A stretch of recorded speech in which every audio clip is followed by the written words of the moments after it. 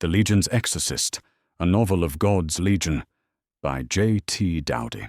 Chapter 6. A saying crops up in most every sentient culture which has the capacity for language. Absolute power corrupts absolutely, or a version of this saying. This is true, even for me. I am forced to essentially fragment myself into different beings, where I cannot just wave a hand and do as I wish. Such temptation to order all things to my will is just too tempting. Make no mistake, I value and envy the simple, linear lives you all live. Because of this, there is ever a part of me which wishes to order all things to where you no longer suffer. Yet, should I do this thing, which would be relatively easy in the grand scheme, I would go mad from the boredom of knowing the outcome of my creation. There have been times I have been tempted to do such a thing and erase myself in madness because I am tired. This portion of the lecture is not meant to scare all of you, but you should know that not even I am immune to the lust for power. Excerpt from The True Nature of the Universe, a lecture at the Royal Heinesan College of Literature, given by Creator Lucifer. Thanks to the angel Eloleth's work in smoothing over Emerald Forest's planetary record halls, financial concerns with the aid of a few Legion shell companies, Julia had just about had an religious experience with the amount of information she had been given access to. Not that she could not have gotten the information by hacking the terrible computer security, but she at least ran a lesser risk of setting off every alarm in the sector by a careless mistake while poking around in the digital database. Norman found himself walking down a trash-filled street, heading towards a series of run-down tenements. In fact, the entire neighborhood was one step away from being condemned for public health concerns by any sane government, and there were many shabby groups of people flashing various gang colors. At least the blustering and posturing of the hoodlums had stopped after Frigg shot one of the gangers in the chest. The hydrostatic pressure of the projectile of his insane handgun exploded most of the mortal in a way which got the point across. Sejet's liberal use of her whip made the mortals go somewhere else in search for prey, and they were kind enough to take their screaming friends with them. Norman had been walking more or less in the middle of the group.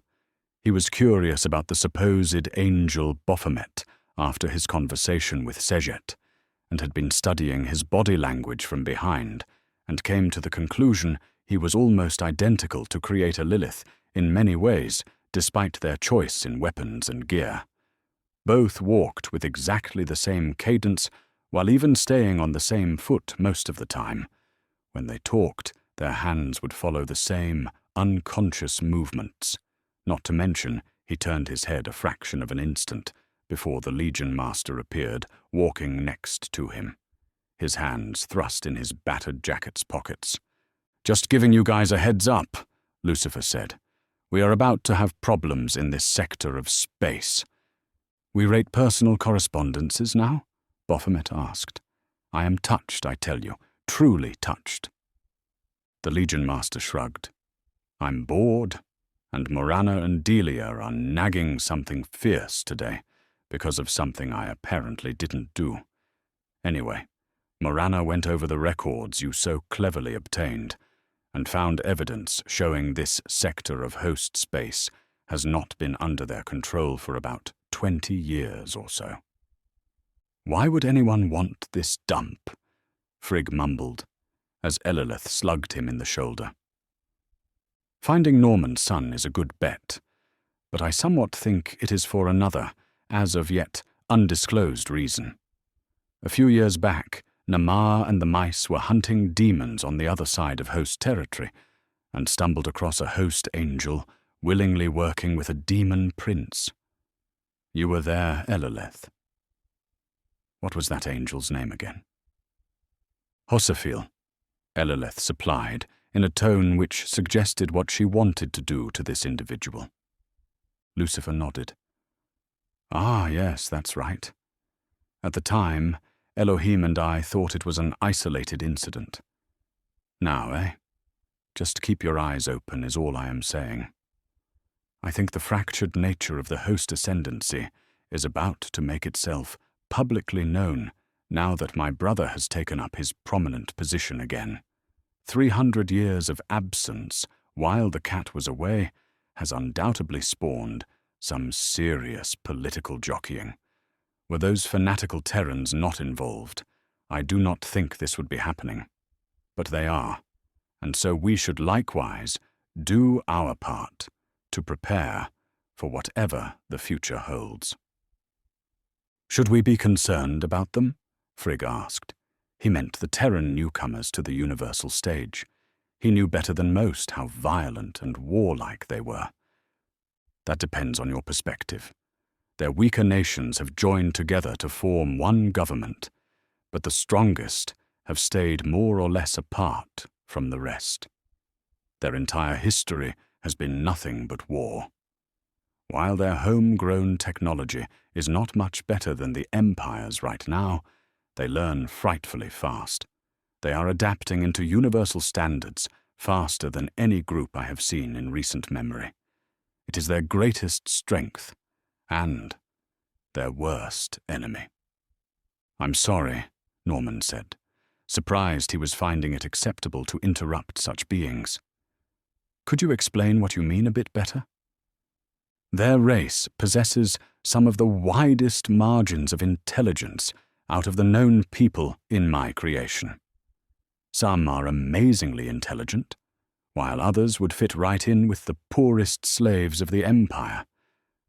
They are adapting far faster than they should thanks to their scientists and engineers, and that is the problem. Their evolutionary history is one of curiosity and a desire to learn.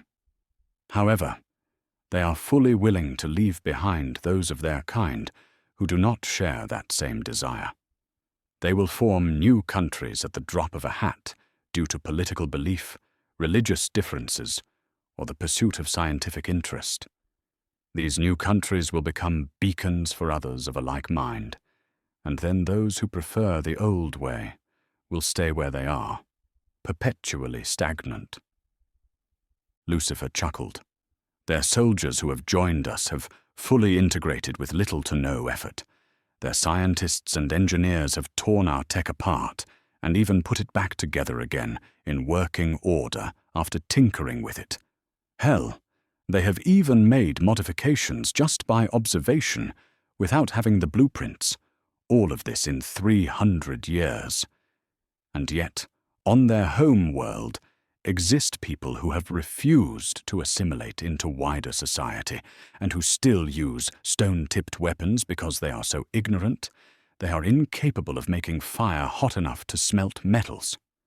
Did that answer your question, Norman? Norman hoped he was being polite by saying, "No, sir." Baphomet shook his head and explained. Their society is fractured on political lines, and they are joining the established universal nations that hold their same ideology, instead of advancing as a whole people. One of their nations owns half of their home world's small arms, and they bleed citizens to us because we have zero restrictions on that sort of thing, and share similar principles when it comes to individual freedom.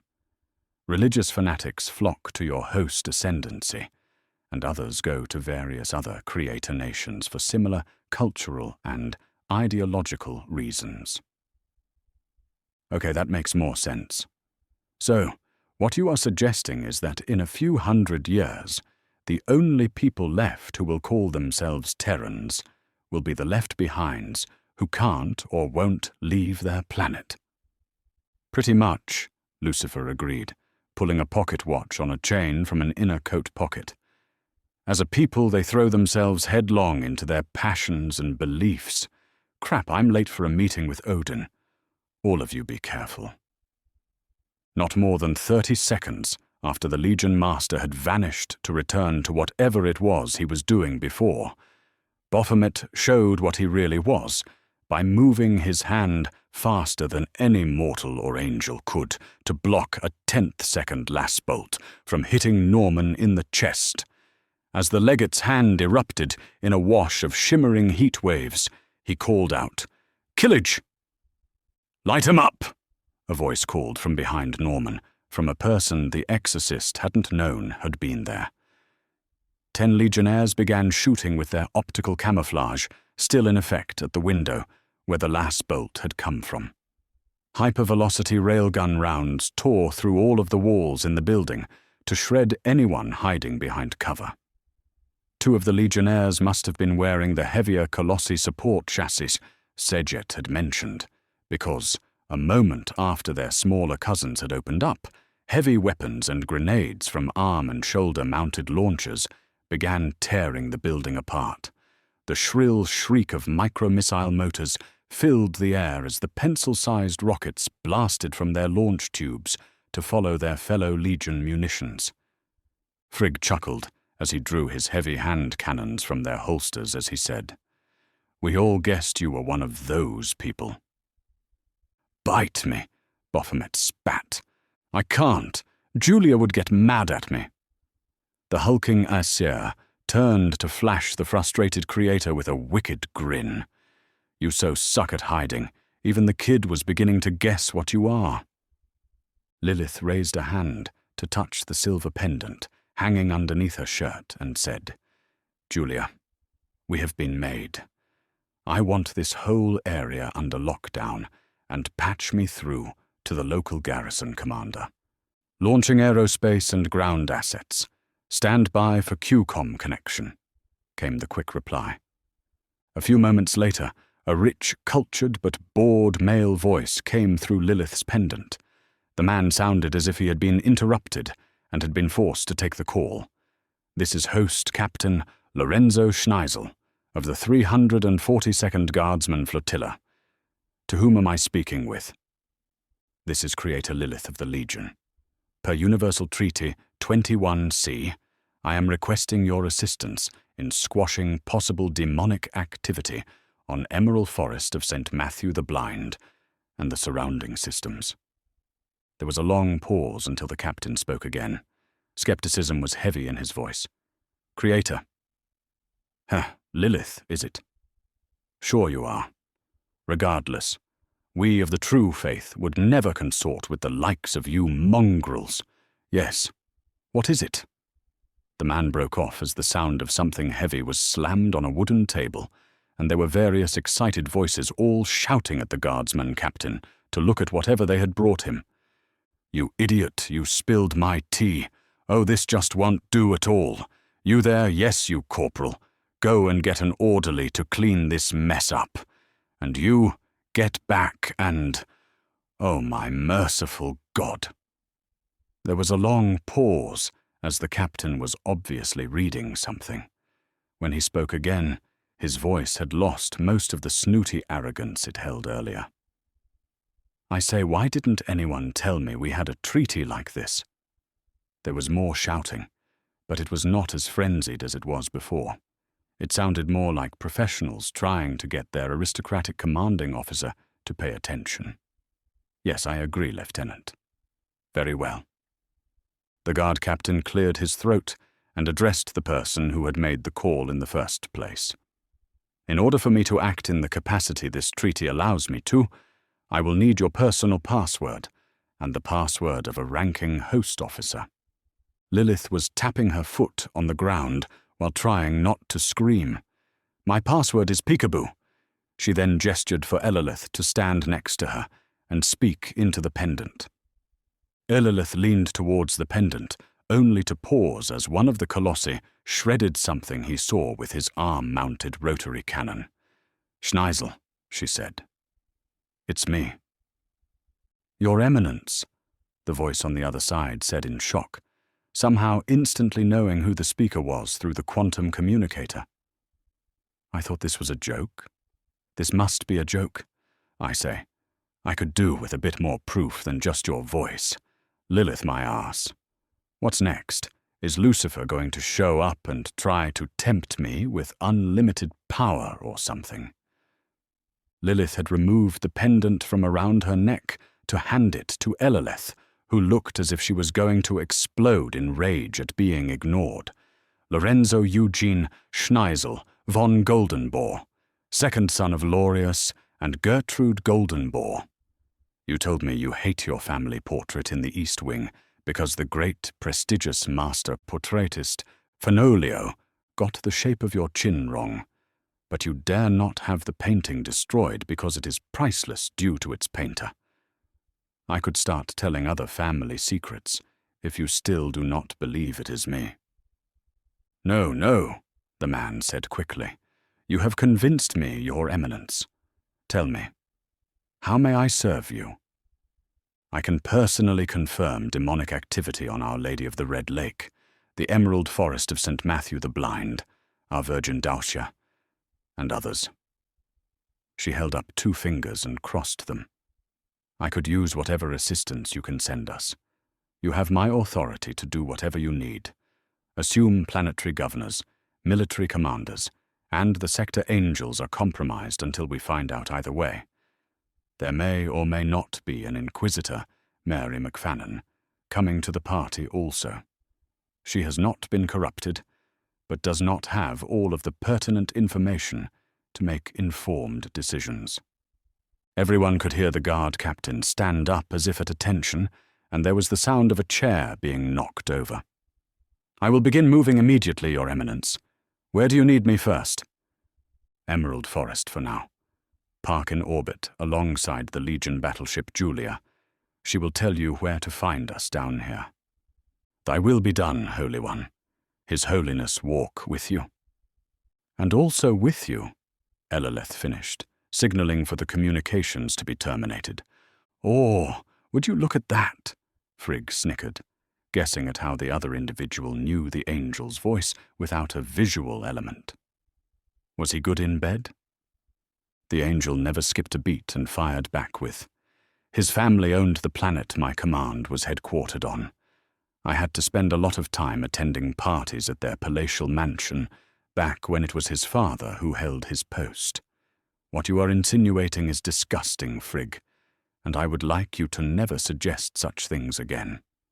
Schneisel is a brilliant political schemer who killed his older brother to gain command of the garrison when his father retired.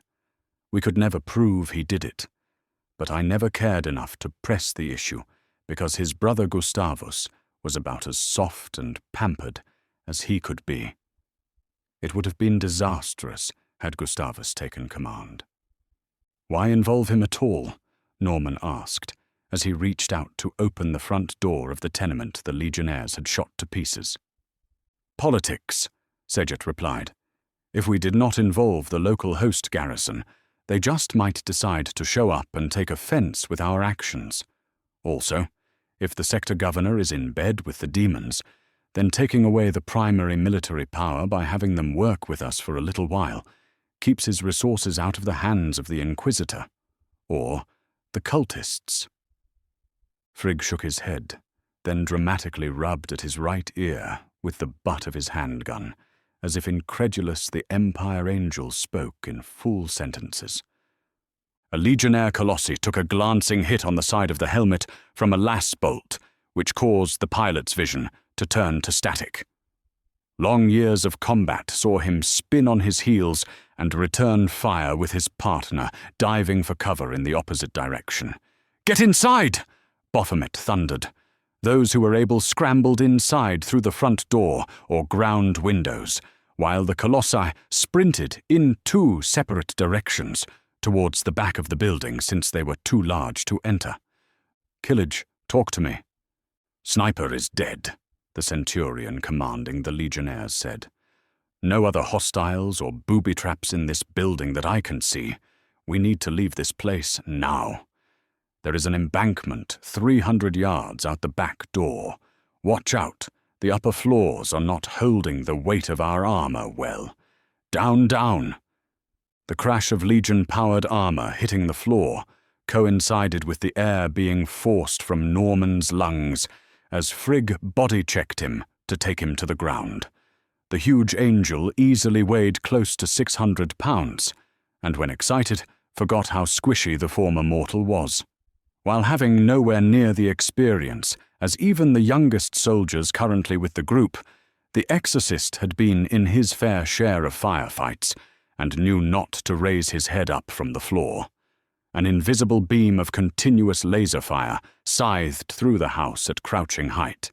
Anything with a measurable moisture content exploded as it contacted the infrared mesa beam. Horrible groaning noises came from overhead as the building's own weight began to bring it down. Glass broke as the legionnaires who were upstairs jumped from the collapsing building. Norman was propelled forward by greater than mortal force as Sejet pushed the bottom of his boot sole to get him moving. Taking the hint, the exorcist began low crawling as fast as he could, as whoever was shooting their las cannon into the building held down on the trigger and slewed it wildly side to side. Norman heard muted explosions from one of the Colosse's micro-missiles, and the invisible beam of death ceased. As the newly minted immortal reached the back door, Baphomet's hand grabbed his arm to haul him the rest of the way. As he flew through the threshold, he could hear the Creator audibly calling out numbers to make sure no one was left behind. Frigg scooped up the running exorcist in one meaty arm and sprinted fast enough to cover the distance to the safety of the mentioned enfilade in 13 seconds. A few moments later, 2 dead half-legionnaires were laid underneath a tree by their comrades. Lilith immediately went over to them and forced their armor to retract their helmets so she could close their eyes. She knelt in the small puddle of blood and guts which were spilling from their bisected bodies. "Does anyone know if they wish to come back?" she asked. Norman stared at the woman in confusion until it dawned on him she was talking about bringing them back to life. He looked at the 2 bisected bodies and wondered how in the hell such a thing was possible. Then he remembered she had brought him back to life. At least, that was what Sejet had told him. A seemingly random legionnaire came forward and said, "Chad told me he wanted to keep fighting." Another, who was laying down behind his rifle under full optical camo covering their rear, called out. Sarah was tired. She never said one way or the other, but she gave me the impression she didn't wish to be. "We do not have the time now, Lilith," Baphomet argued. "I'll make the time," Lilith yelled, her voice so full of wrath and anger the very air around her seemed to vibrate with energy. Norman looked to the dead legionnaires, then back to the angry Creator. He had never seen a host angel care about a random guardsman before. Then he remembered what Sejet had told him when she had shown him the army at the muster point. The male Creator was brave enough to put a hand on the furious Lilith's shoulder. He was almost too calm.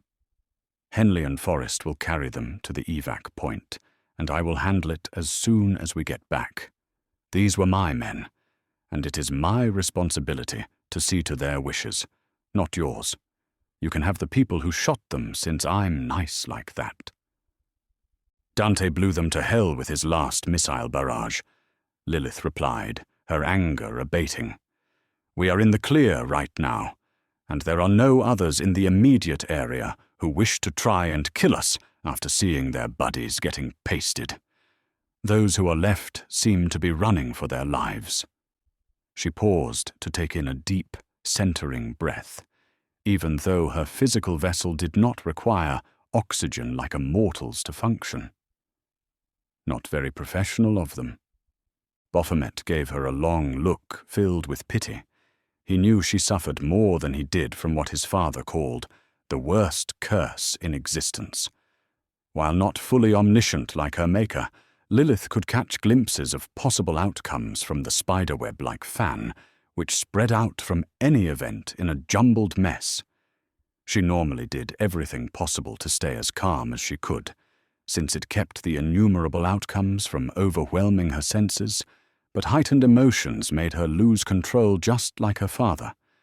Baphomet was thankful every day he did not suffer like they did, as he had personally witnessed many times when the strain of juggling what was real and what was a possibility overwhelmed his father and forced him into seclusion on some isolated corner of existence. He had more of what a mortal would call a premonition without actually being cursed with knowing. Lilith shook her head as she stood up and said, "Trinity and Sejet have run off on their own." "Thanks, Mom. What else is new?" "Killage, did they tell you where they were going and why?" The Centurion was a dozen yards away, cycling his helmet's sensors back the way they had come to make sure they were not being followed. There was no point lying to the Creator when she obviously knew the answer. Sejet said she wanted to follow and find out where these people were camped. Trinity was bored of getting shot at, and so she went with her. They are both moving rapidly down Highway 6, if you would bother to check the map they updated for us. Norman felt suddenly foolish as he triple-blinked the floating icon of the local area map into translucent life. He was used to such things from his government implants, which had been deactivated, so they could not be used to track him. But the Legion pendant he now wore was not grafted to his nervous system. He supposed he should have been worried, since such things would have been handled by implants, and not just seemingly appear in his vision because he was wearing a necklace, but such questions could be asked later. The icon of Sejet was a small emblem of flame next to 3 capital T's. They were moving at the same pace, one in front of the other, away from the group on the highway. "Looks like they hitched a ride on trucks," Frigg added for the benefit of no one. "Shouldn't we go after them?" Norman asked. Baphomet shook his head. "We will, but I think it would be better to let them scope things out for us and give us more of a heads-up so we know what to bring to the party. Besides, we do not know who attacked us in the first place." The Exorcist was having a hard time believing what he was hearing. "You don't know? We are on a host world and were just shot at by laser fire. That sort of tells me all we need to know." "Calm down and think this through rationally," Lilith admonished. Norman's exhaustion from his recent adrenaline dump vanished under a wave of anger. "Don't tell me to calm down. We need to go after them." Baphomet moved faster than Norman had ever seen, even though he did not leave a hypersonic crack in his wake. Before the Exorcist could even think of reacting, he was slammed back into a nearby tree. When he tried to move, he found, as if it was the weight of the universe holding him immobile.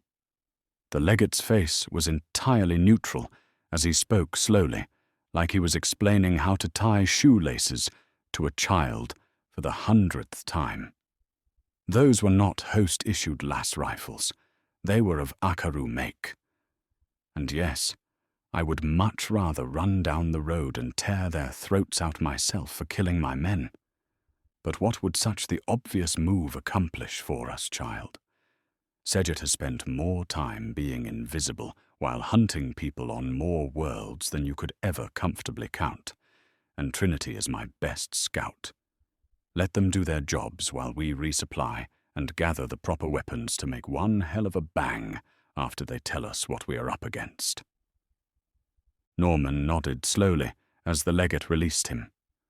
"What do you mean, Akaru make? How could you tell?" Baphomet's eyes began to glow slightly and gave off their own faint silver light, just as his maker's did, albeit dimmer and more muted. "Come now, priest," the Creator admonished. "Do you think I just see in what would be the visible spectrum to you? The beams which tore into us were of a much lower frequency because they were chemically powered rather than direct energy. As I said, your girlfriend will be fine."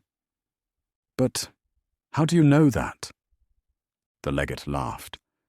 "How do I know? Priest, please. She must have told you she used to be part of Zero. To stave off his unending boredom, my father purposely throws both himself and Zero against ridiculous odds doing stupid and insane things."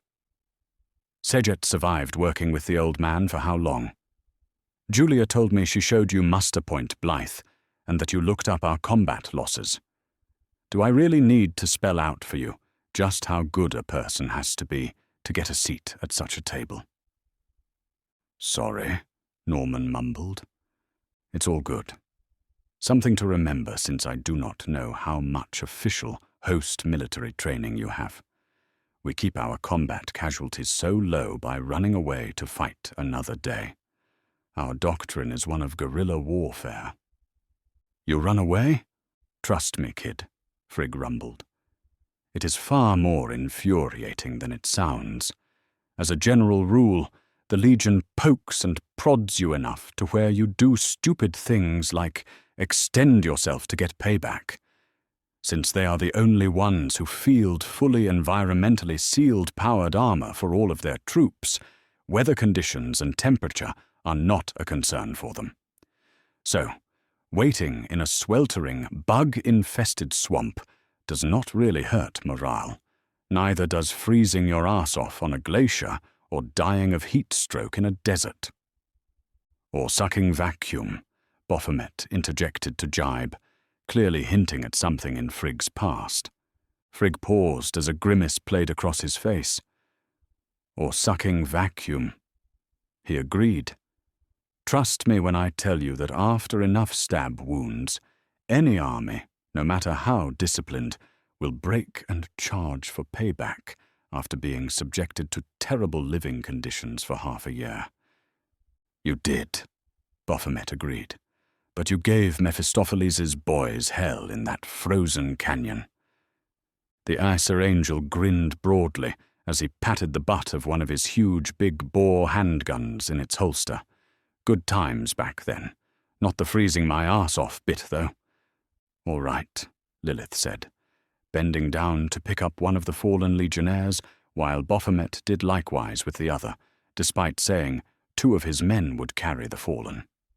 "We have 10 miles to go till the gunships can pick us up and we circle back to wherever Sejet and Trinity tell us to go.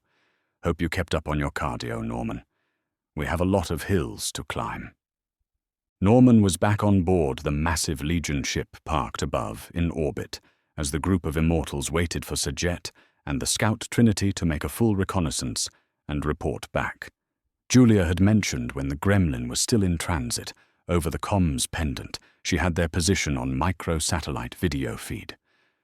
Norman watched the footage to see a large farm complex, and the stylized icons of the 2 women were moving around the perimeter. He blinked the visuals away, since he never cared for walking and watching videos at the same time.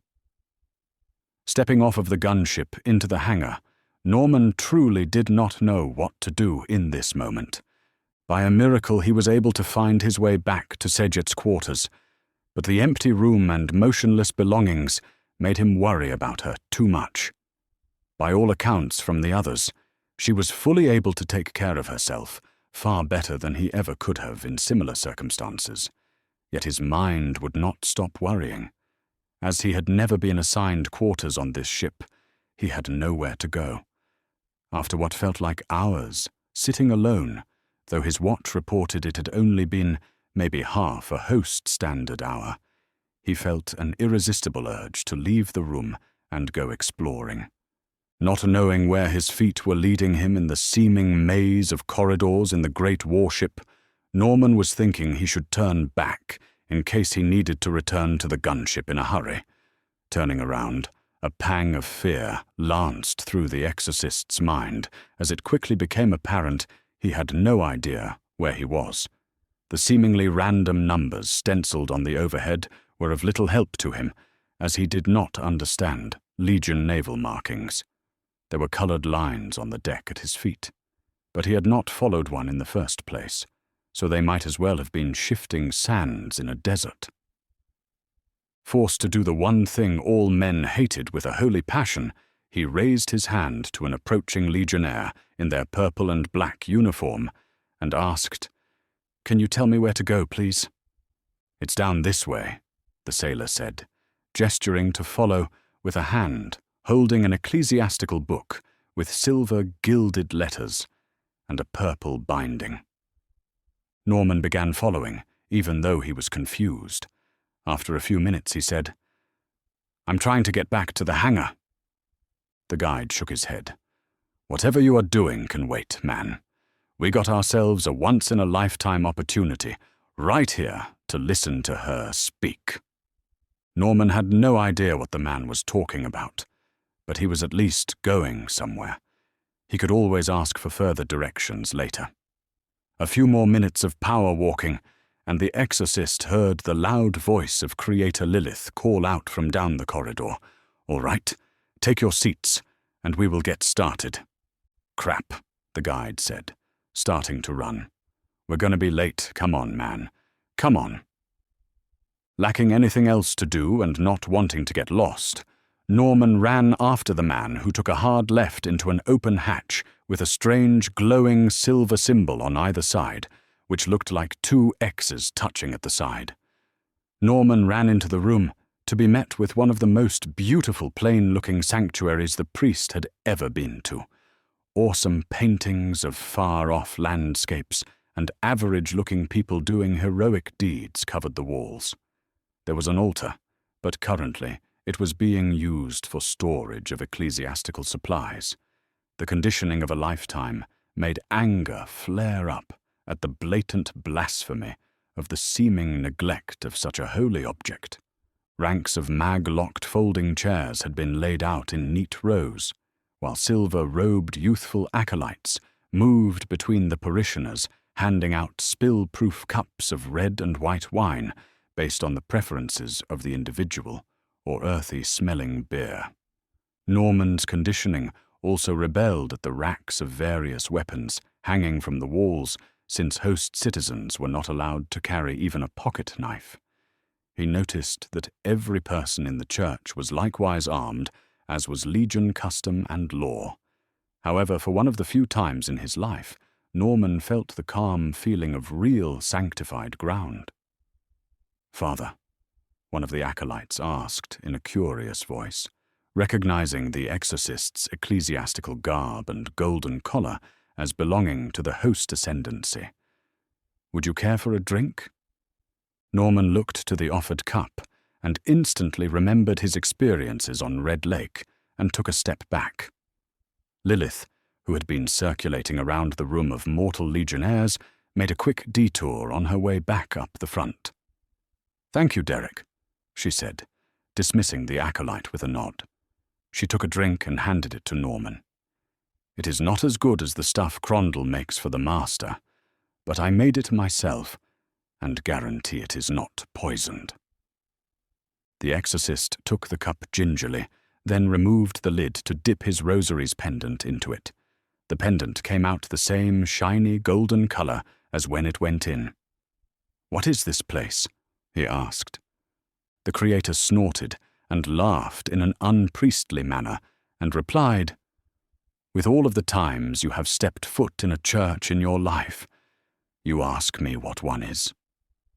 Granted, it did not really look like the towering cathedrals from where Norman came from, probably because it was inside of an active warship, but it really was a dumb question to ask, as only a blind man would fail to notice the signs. He covered up the embarrassment by taking a drink of his wine, and it was some of the best he had ever tasted. Norman looked around again and said, "I would not have thought heretics would have a normal." He broke off after realizing everyone was now turning to look in his direction. Lilith was grinning from ear to ear. "A normal? What?" she asked. "Did you think we would all be wearing black robes gathered around an altar with a naked, pregnant virgin ready to be sacrificed while chanting All Hail Shaitan?" Since he was committed now, and his faith did, in fact, say just that. Such is what I was always told. Lilith clapped him on the shoulder and gestured to one of empty chairs. "Stay a while, Norman. I think you might be interested in how we heathens conduct service." The Creator returned to the front of the room as everyone turned back around. Some had notebooks, which confused the exorcist. Then he saw that not all of the holy books were of the same make. Some were larger, some smaller, and others yet were obviously nothing like the others in the room. "All right," Lilith said in a loud, booming voice. "Today's sermon is going to be over whether or not it is right and proper we should offer praise to God." Norman felt like getting up and leaving right then and there. Whether or not it was right to praise God, he thought. What nonsense, of course it is right and proper. As he was about to get up and leave, a person to his left placed a hand on his shoulder with Gentile downward pressure. "Let her speak," the fellow said in a whisper. "You will have your opportunity to argue your point after she is done." The ordained host exorcist sat back down, confused. He didn't want to sit and listen to degenerate blasphemy, but neither did he have anything to do or even know how to get back to Sejet's quarters. The door to the church was open for him to leave, but Norman stayed at first because he wanted to know what this supposedly evil, according to his upbringing, woman would say. He quickly found himself engrossed as she laid out arguments, both for and against her original question. As if reading his mind, she would lay out a logical and well-thought-out counterpoint to what he was thinking. Lilith would even argue the points he believed in, then tear them back down with logic before building them back up again. He was wholly fascinated by the theological and philosophical points she made, and was absolutely stunned when she stood down from a dais and told everyone to form groups. Dutifully, and by muscle memory, the parishioners began forming groups. Norman noticed the man who helped guide him, and a significant majority of the people in the room were dragging their chairs over to where he was, and placed them where they could all see him and hear his words. Thankfully, Lilith came by to explain. This is the part of the service where, after listening to the pastor's sermon on the topic, you get a chance to argue your opinions amongst yourselves if you wish. "That makes no sense," Norman countered. "What faith can you people possibly have if none of you can agree upon anything? That whole argument is the absolute opposite of the definition of faith." Since the priest of another religion had said those words out loud, all eyes turned to stare at him because of the unique and different viewpoint he had to offer. Smoothly, the Creator grabbed an offered chair to flip it around and sit backwards in it while staring at the host priest. She asked, "What faith can you have growing up in a society that tells you exactly how you should think?" She waved her hand to stifle the inevitable outcry. "Let us ignore the issue of said belief being right or wrong.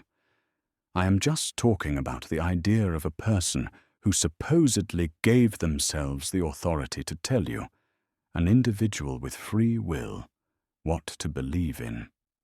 Our authority comes from Creator Elohim. He gave that authority to us as priests of the true faith, so that we may guide the faithful as their moral and spiritual compass." Okay, then who gave that authority to Elohim to tell you what to believe? Why would he, and he alone, have the power to dictate the truth, if there even is such a thing as a universal truth? Looking around the room, Norman saw everyone now wholly engrossed in his conversation with Creator Lilith and giving the both of them all of their attention. Some were even writing down his words verbatim. He faltered, falling back on his training. "His holiness is God. He made this universe." Lilith snorted. "Hardly, since I helped my father make this one some 14.5 billion years ago." Norman was glad to see that it was not just him who flinched at the thought of being in the same room as someone so supposedly old. Lilith continued, "For sake of argument, I will agree that Elohim made the universe you live in. Why does that confer some special authority to tell you what you must believe, how you must behave, etc., etc.? Free will exists, right? Why would free will exist if the end result is a system which demands absolute obedience? Would such an idea not go against the original point of creation? She paused, then held up one hand. Remove the conversation and experiences you had with my father from this argument. Norman found it hard to ignore the experiences he had the other day, but he found that hours drug by as both he and the Creator argued the technical points of theology and philosophy. Some in the room had to return to other duties and left, but word of the amazing discussion with a unique viewpoint raced through the battleship like a wildfire in a dry field. The sanctuary had become crowded with standing room only as the two argued back and forth, with people standing in the corridor listening. Norman did not know this, but Julia had begun a holo recording and was broadcasting it across the ship for everyone to watch and hear. The Creator who measured time by the universe was relentless with logic as she systematically destroyed Norman's mortal emotion-fueled answers. And yet, the Exorcist found he didn't care. He could not remember a time when he had so much fun debating a topic he loved, since there was only one approved ideology in the Host Ascendency. Besides, the novices and acolytes of his faith were too new to put up good debates on the rare occasions they were allowed to have them by being alone. Lilith eventually began shutting down the debate so the sailors and soldiers could return to whatever they were going to be doing. "I will leave you with this one last point for today," she said, addressing the gathered crowd. "What is faith? Is faith the blind obedience to someone else's viewpoints? Or is faith the ability to hear another's argument, then debate that argument both for and against, while checking to see if you still hold your original opinion?" She paused to smirk as she gave away her own thoughts on the topic at hand. Or perhaps, is faith something which constantly evolves based on new influxes of data and thought? In fact, let's make our next service on that topic, so all of you give it some thought. God loves you. Go in peace. To Norman's surprise, there was no automatic response from the crowd as they gathered their things to leave, while the acolytes collected the few cups which were left and began putting the chairs back so they could clean. A few minutes later, the room was mostly empty, except for himself and the extraordinarily beautiful female creator, whose smile was that of a sunny day. "I felt it in my soul when you gave the closing benediction," he said, still in awe of how his body and mind had reacted to the words, "God loves you, go in peace." "Practice," Lilith countered, neatly sidestepping the implied question. "So, what do you think of Legion Church services, Norman? Just bear in mind, there are generally more discussions going on than just two people arguing back and forth." The exorcist opened his mouth to speak, then closed it as he leaned forward to give the question more thought. Eventually he replied, "I still disagree with you on certain topics as a matter of principle. But I am forced to admit, I do not know if it is because that is what I believe, or because that is what I spent a lifetime listening to. God above. That sounds absolutely heretical when I put it that way. Something you should know about the ragtag being you met the other day. He truly believes in people coming to their own informed opinions on all matters, even the topic of himself. Oh, sure, he could easily enforce some crushing monodominant theology on his people, but he considers such an act the epitome of evil, and therefore refuses to even touch it. Hence why he gave the job to me. He really does believe in the value of free will, because he has experimented with creating universes which had none, and then watched the problems such a society creates. To be frank, so have I. They are terrible, Norman. Terrible. It is because of his value of free will that we have services this way. The Legion is so unimaginably vast to your understanding. We have far too many philosophies and theologies, from the third dimension all the way up to the ninth. Plus, the near infinite multiverses. Each member nation brings with it their culture's viewpoints on the nature of God, gods, and religion in general.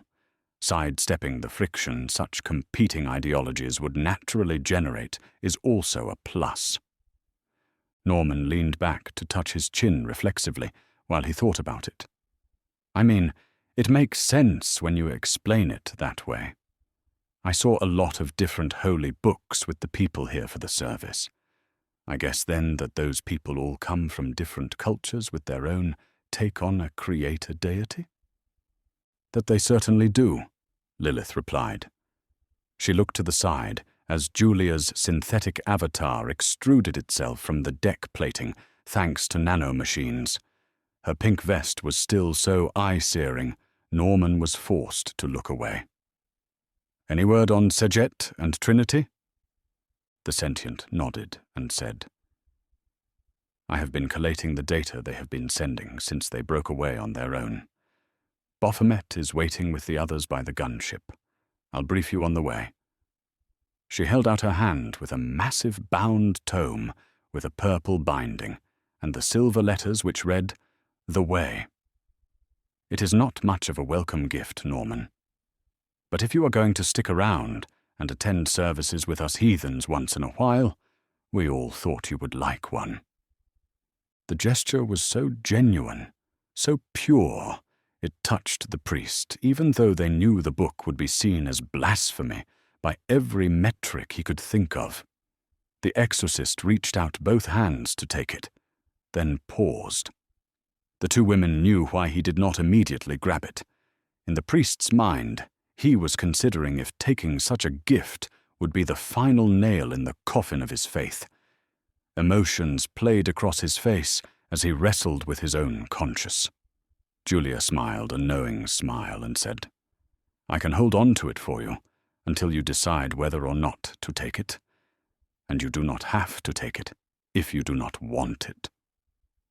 We understand what it means to you. No, Norman replied, taking the book in both hands. I have come this far, and not been struck down. Thank you. As soon as Julia let go of the book, the silver letters began to glow with their own light.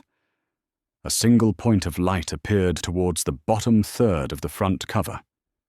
In impeccable penmanship, the silver point began writing Norman's full name.